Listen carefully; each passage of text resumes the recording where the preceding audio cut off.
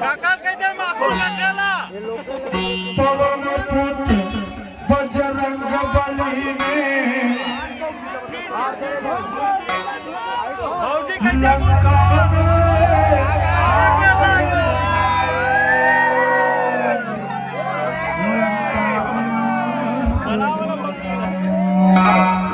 हाहाकार में गया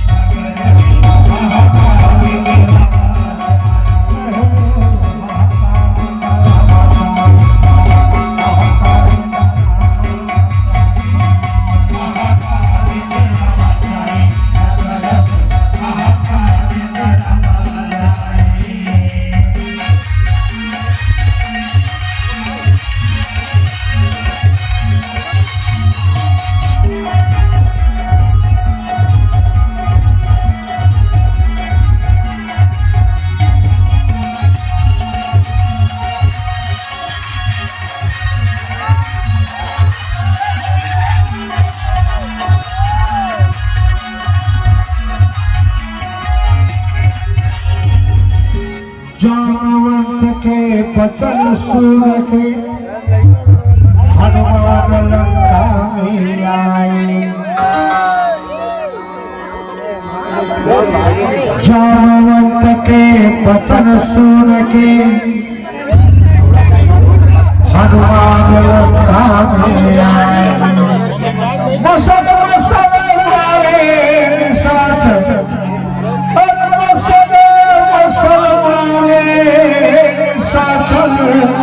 अशोक वाटिका को उजाड़े। अरे हाहाकार में गया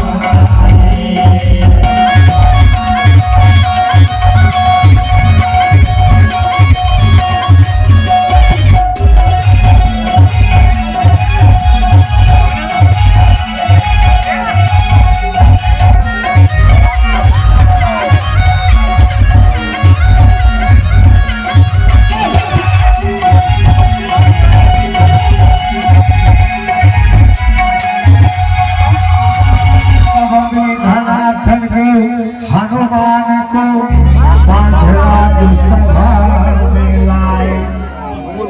तब मेघनाथ ने बजरंगी को बांध सभा में लाए। अरे कब कहे ममता पूछने ज्यादा, अरे कभी के ममता पूछने ज्यादा रावण ने आदेश दिलाए।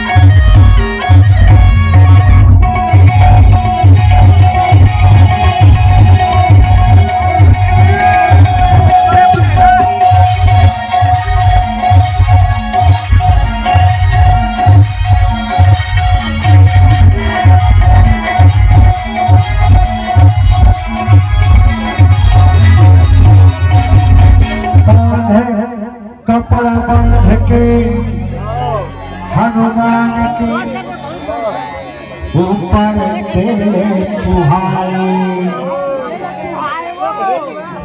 कपड़ा बांध के पूछी में ऊपर में तेरे चुहाए बमनी जाना है शरद में जाना बंद बंद सिकाए हसन हसो